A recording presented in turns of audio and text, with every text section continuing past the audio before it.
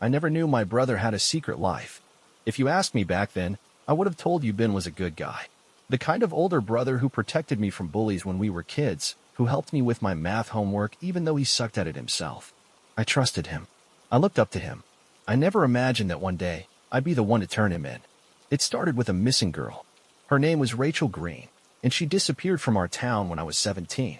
Rachel was 15, a sophomore at my school. A quiet, artsy type, always sketching in the back of class. She wasn't the kind of girl who partied, who got into trouble. She vanished on a Tuesday afternoon. She had left school at 3:15 p.m. Security footage showed her walking alone down Oakwood Drive. Then, she was never seen again. Her parents were devastated. The town went into panic mode. Posters went up everywhere. People searched the woods, the lakes, the abandoned buildings. But Rachel was gone. And the weirdest part? There were no leads. No signs of a struggle. No suspicious cars seen near the school. Nothing. Like she had simply vanished into thin air. A week after she disappeared, I noticed something strange. I was in the basement, looking for an old textbook, when I saw something that shouldn't have been there. Ben's backpack. He had left for college months ago, living in an apartment across town. He had taken all his stuff with him. So why was his bag sitting in our basement? I unzipped it, expecting to find old clothes or books. Instead, I found a flip phone, and when I turned it on, there was only one message, from an unknown number. It said, "She won't stop crying." A wave of cold nausea washed over me. I scrolled through the call log, and there, on the day Rachel went missing, was a call made at 3:22 p.m., 7 minutes after she was last seen. My hands started shaking. I didn't want to believe it. I didn't want to think that my own brother could have something to do with Rachel's disappearance. But I couldn't ignore the sick feeling growing in my stomach. I had to know. I had to find out the truth. And that was the biggest mistake of my life. That night, I called Ben. He picked up on the third ring. "Yo," he said casually, like nothing was wrong. Like there wasn't a missing girl in our town. I swallowed hard. "Hey, found your old backpack in the basement." Silence. Then, his voice turned sharp. "Did you go through it?" My throat went dry. "No." Another pause. Then he exhaled. A slow, measured breath. "Don't touch it," he said. His voice was low now, almost a warning. I forced out a laugh, trying to sound normal. "Yeah, no problem. Just thought it was weird it was still here." He didn't answer. Then, after a long pause, "Don't bring this up again." And he hung up. I stared at my phone, heart pounding. Something was very, very wrong. I needed to find out what Ben was hiding. I couldn't sleep that night. Not after the phone call. Not after hearing the way Ben's voice changed the moment I mentioned his backpack. It wasn't normal. It wasn't him. Or at least, not the version of my brother I thought I knew. The next day, I skipped school. I told my mom I was sick, stayed in my room until she left for work, then grabbed Ben's flip phone and drove to his apartment. I told myself I just needed to talk to him, to look him in the eye, to ask him what the hell was going on. But deep down, I knew. I wasn't going to ask. I was going to find out for myself. Ben's apartment was in a quiet part of town, the kind of place where neighbors kept to themselves. I knew he had classes in the morning, so if I was lucky, he wouldn't be home. I parked down the street, heart pounding, and made my way to his door. I knocked. Waited. Silence. I reached under the doormat, praying he was still as careless as he was in high school. My fingers brushed metal. A spare key. I hesitated, then slid it into the lock. The door clicked open. His apartment smelled off. Not dirty, but stale. Like something had been left sitting for too long. I stepped inside, closing the door behind me. His place was neat. Too neat. The kitchen table was empty, no dirty dishes in the sink. The couch was perfectly arranged, like it had never been touched. But something felt wrong. Like the apartment was staged. Like Ben wanted people to think he was just a normal college student. I moved to his bedroom, opening his closet. And there, stuffed behind a pile of old hoodies, was a duffel bag. My stomach tightened. I pulled it out, my fingers shaking, unzipped it, and found a pink hoodie. Rachel's hoodie. The one she was wearing the day she disappeared. I staggered back, my vision blurring. I wanted to believe it was a mistake, that there was some explanation. But then I saw what was underneath it. A pair of sneakers. Small, white, speckled with dried blood. And buried under them, a notebook. I picked it up, my breath coming in short, panic bursts. I flipped to the first page. Tuesday, 3:22 p.m. She cried the whole way there. My hands started shaking. I turned the page. Tuesday, 4:05 p.m. She asked if I was going to let her go. I told her to stop talking. I felt sick. My brother hadn't just taken Rachel Green. He had written about it. I snapped the notebook shut, my pulse roaring in my ears. I had to get out. I had to go to the police. But then, a shadow moved behind me. I turned. Ben was standing in the doorway, watching me. His face was blank, but his eyes, they were something else. Something I had never seen before. Something cold, calculating, like he was trying to decide what to do next. "Didn't I tell you," he said softly, "not to touch my stuff?" I gripped the notebook tighter. "You took her," I whispered. My voice cracked. Ben sighed, rubbing his face like this was just some inconvenience. "You don't understand," he said. "It's not like that." I stepped back. My foot hit the duffel bag. Ben's eyes flicked to it, then to the notebook in my hands. And in that moment, I saw his decision click into place. I ran. I didn't make it far.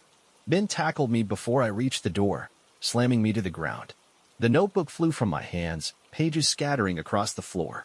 I kicked and thrashed, but he was stronger. His hands closed around my throat. Not tight, not yet. Just enough to keep me still. "I never wanted you to know," he murmured. My chest heaved. His grip tightened slightly. "Why couldn't you just let it go?" His eyes weren't my brother's eyes anymore. I clawed at his arms, struggling, my vision going blurry. Then, a loud bang. The door flew open. Someone grabbed Ben, yanking him off me. I gasped for air, coughing violently. Through the haze, I saw my father. His face was ashen, his hands trembling as he pinned Ben to the ground. Ben didn't fight, didn't say a word, just smiled, like he had already accepted how this would end. The police came minutes later. They found everything. Rachel's hoodie, her shoes, and worst of all, her body, buried in a shallow grave behind Ben's apartment. At the trial, he showed no remorse, no emotion, just that same small smile. He pleaded guilty to everything. When the judge asked if he had anything to say before sentencing, he just shrugged. Then he looked at me, and with a voice so calm, so casual, he said, "You were always my favorite sibling, you know. I still wake up screaming sometimes. Not because of what he did, but because, deep down, I wonder how many other names were supposed to be in that notebook, and how close was I to being one of them?" I used to think my neighbor was just a little strange. Nothing too weird, just the kind of guy who kept to himself. His name was Mr. Downing. Lived alone in the house across the street. Always dressed too formally, even just to get his mail. He had no family, no visitors, and the only time I ever saw him leave was for groceries. Harmless, right? That's what I thought. Until the night I saw what was in his basement. I had lived in my neighborhood since I was a kid. And Mr. Downing? He had been there longer than anyone. People said he was in his 70s, though he barely looked it. His hair was always neatly combed, his yard always perfectly maintained. But there was one rule about Mr. Downing that everyone followed. Never go near his house after dark. It was an unspoken thing. Parents warned their kids. Teenagers dared each other, but never actually followed through. No one explained why, but everyone knew. Mr. Downing didn't like company.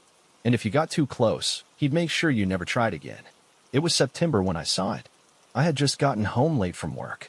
It was one of those cold, damp nights, the kind that made the whole world feel empty. As I parked in my driveway, I saw something strange. Mr. Downing's basement light was on. That might not sound weird, but in all my years living here, I had never seen that window lit before. Curiosity got the best of me. I cut the engine, leaned forward, and watched. The curtain over the window was thin, and through the glass, I could see something moving inside. A shadow. Slow. Unnatural. My pulse quickened. I should have looked away. I should have gone inside. But I didn't. Because then, I saw the hand. It pressed against the glass, fingers splayed, the skin too pale, too thin. Not Mr. Downing's hand. Someone else's. I froze. The shadow moved again, jerking violently. And then, in an instant, the light went out. The basement was dark again. The hand was gone. I sat there, gripping the steering wheel, my breath shallow and fast. I told myself I imagined it, that it was a trick of the light. But deep down, I knew. Someone was in Mr. Downing's basement, and they were trying to get out. I barely slept that night. Every time I closed my eyes, I saw it. That pale hand pressed against the glass. I told myself to forget it, to move on. But the next morning, as I was leaving for work, I noticed something else. Mr. Downing's garbage cans were out by the curb, and inside one of the bags, I saw clothes. Torn, stained, something red soaked through the plastic. My stomach twisted. I wanted to check. I wanted to know. But as I stepped forward, the front door to Mr. Downing's house swung open, and he was standing there, watching me. His face was calm, his hands tucked neatly behind his back. "Something wrong?" he asked. I swallowed hard. "No, just heading to work." He smiled. Thin, too polite. "Good." I backed away, got in my car, and as I pulled out of the driveway, I saw him still standing there, watching me leave. Like he knew what I had seen. Like he was waiting for me to come back. I should have let it go. I should have ignored the hand in the basement, the red-stained garbage bags. I should have done what everyone else in the neighborhood did, kept my head down and minded my own business. But I didn't, and that was the biggest mistake of my life. The next night, I couldn't stop thinking about it. The hand, the way it pressed against the glass, desperate. Someone was down there. Someone who needed help. By midnight, I had made up my mind. I was going to get inside that basement. I waited until Mr. Downing's lights went dark. I knew his routine. He was in bed by 10 p.m. sharp, every night. Never missed it. By 12:30 a.m., the whole street was silent. I pulled on a dark hoodie, grabbed a small flashlight, and slipped out my back door. My heart pounded as I crept across the street, keeping low, staying in the shadows. Mr. Downing's house loomed in front of me, its white siding pale under the streetlights. I moved around the side, toward the basement window.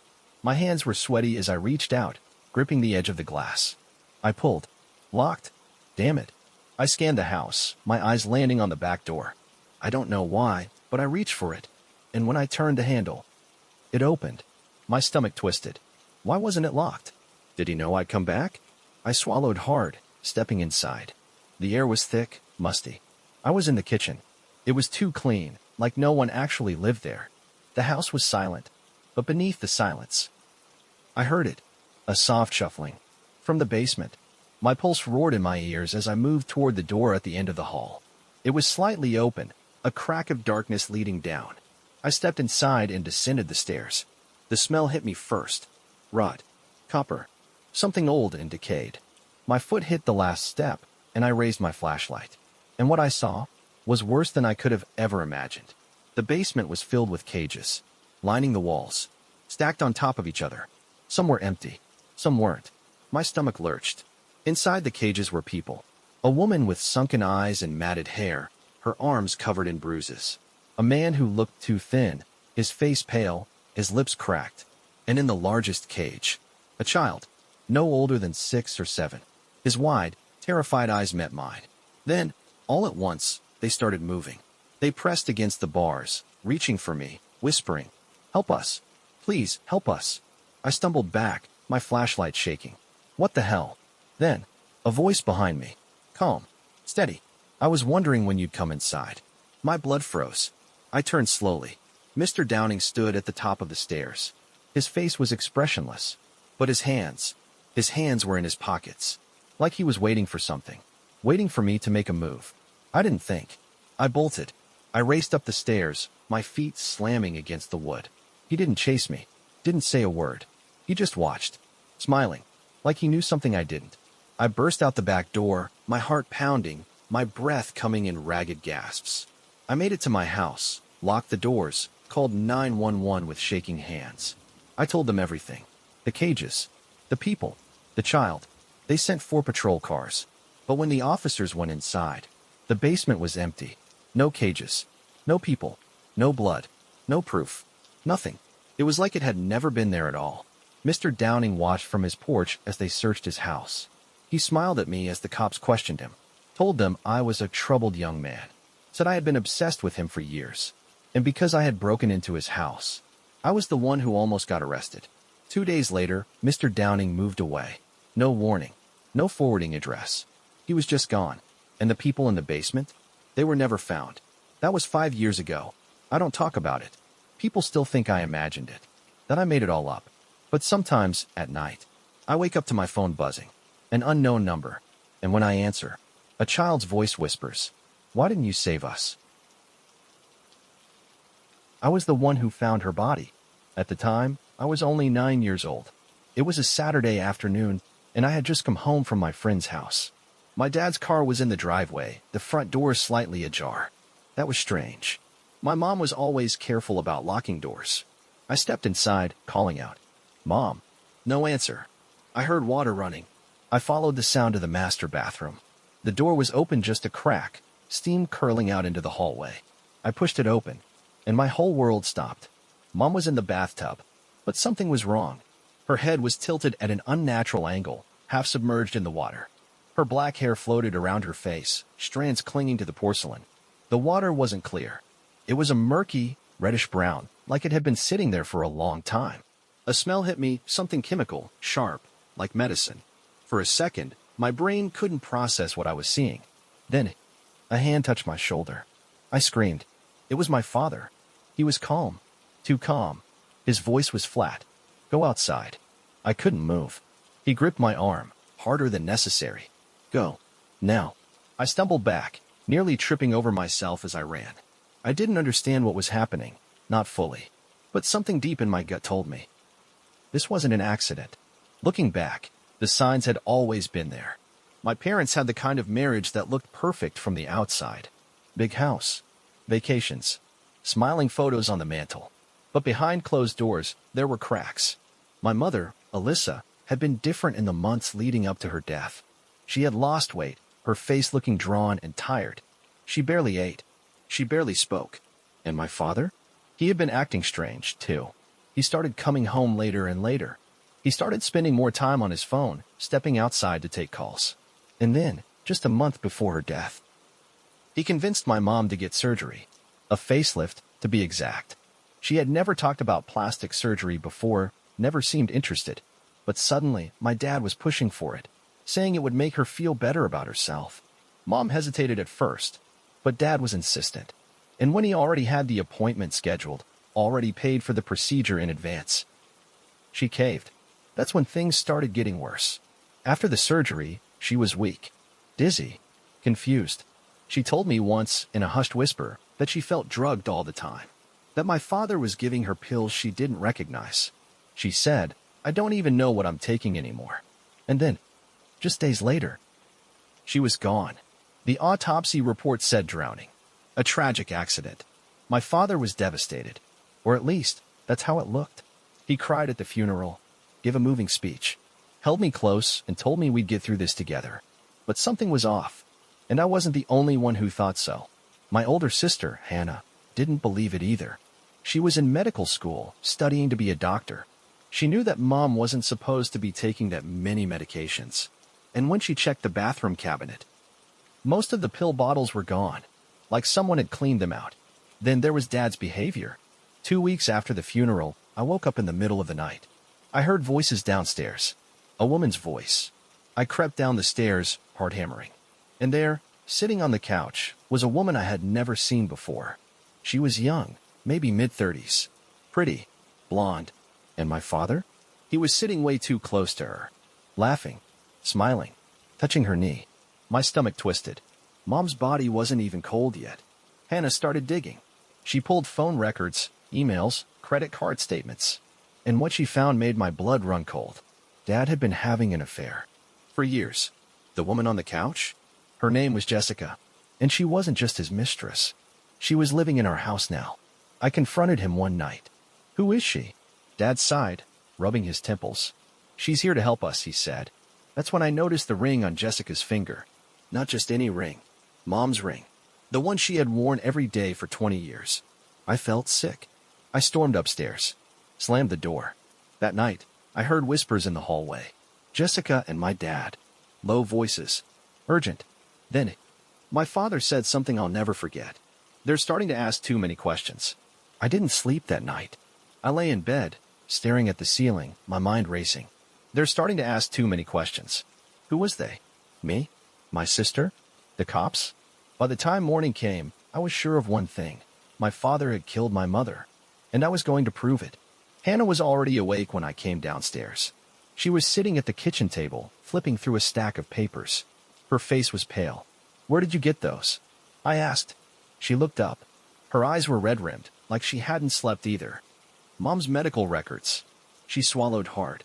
There's something wrong here. She spread out the papers. Some were prescriptions, some were doctor's notes, and some were forged. I frowned, scanning the handwriting. It was Dad's. He wrote these himself? I whispered. Hannah nodded. He's not just a doctor. He knows exactly how to fake prescriptions. Sick feeling twisted in my stomach. She tapped the paper. These weren't her real medications. He switched them. He drugged her so much she could barely function. And then, she stopped. She didn't need to finish the sentence. We both knew what came next. That afternoon, Hannah went to the police. I wasn't with her, but when she got home, she looked shaken. They don't have enough evidence, she said, voice hollow. They won't open a case unless we have proof that Dad was behind it. Proof. We needed proof. And I knew exactly where to find it. That night, I waited until the house was quiet. Dad had gone to bed early. Jessica was in the guest room. I crept downstairs, my heart pounding in my ears. The one place Hannah hadn't checked? The office. Dad's study was always locked, but I knew where he kept the spare key. I found it under the bookshelf, slipped it into the lock, and turned. The door clicked open. The office smelled like leather and stale coffee. The desk was neat, too neat. I started with the filing cabinet, flipping through folders of patient records and hospital forms. Nothing. Then I checked the desk drawers. And in the bottom one, underneath a stack of papers, I found it. A black leather-bound notebook. My hands trembled as I flipped it open. At first, it looked normal. Notes about work. Reminders. Then, I saw her name. Alyssa. My breath caught. I turned the page. And what I read made my blood run cold. April 3rd. Increased dosage. She's barely speaking now. April 8th. She stopped eating. Good. April 10th. I scheduled the surgery. She won't say no if I tell her it'll make things better. April 19th. Post-surgery went as expected. Weak. Dependent. Easily controlled. April 23rd. She told Hannah about the pills. That's a problem. April 24th. It's almost time. April 26th. The bath will look like an accident. I clapped a hand over my mouth. I was holding his confession. A written, step-by-step plan of how he had murdered my mother. I slammed the notebook shut. And that's when I heard it. A soft creak from the hallway. Someone was watching me. I turned slowly, and there, standing in the doorway, was my father. He was calm, too calm, like he had been expecting this. Put that back, he said, voice even. I clutched the notebook tighter. My pulse hammered in my ears. His expression didn't change, but I saw it, that glint in his eyes. The one that told me if I didn't do what he said, I wouldn't be leaving this room. I forced myself to breathe. Then, I did the only thing I could think of. I ran. I barreled past him, nearly knocking him off balance. His fingers snatched at my arm, but I twisted away, clutching the notebook like my life depended on it. Because it did. I sprinted up the stairs, taking them two at a time. I could hear him behind me, his heavy footsteps gaining on me. I slammed into Hannah's door, banging on it like a madwoman. Hannah, open the door. The door flew open, and I nearly fell inside. Hannah barely had time to react before I shoved the notebook into her hands. Read it, I gasped. Then, our father appeared in the doorway. His face was unreadable. His jaw tightened. His eyes flicked to the notebook in Hannah's hands. And in a voice I barely recognized, he said, "You don't want to do this." Hannah's face drained of color. She had already read the first few pages. For the first time in our lives, we saw it. The truth. The monster behind our father's face. And we knew. If we didn't do something now, we'd be next. The police arrived 14 minutes later. 14 minutes of our father trying to convince us we had it all wrong. 14 minutes of watching him realize he was finally trapped. 14 minutes of Jessica crying, saying she didn't know what he had done. And then, they took him away. The trial lasted months. He pleaded not guilty, of course. Said the notebook was just fictional writing, a private diary that we had misinterpreted. But the evidence was overwhelming. The forgery, the prescriptions, the timeline, and the mistress? She turned on him, took a plea deal to avoid prison. Dad was sentenced to life without parole, and I never saw him again. It's been 10 years since that night. People ask me if I miss him, if I ever visit him in prison. I don't, because that man wasn't my father. He was just a killer wearing my father's face. Thank you for watching. Consider subscribing.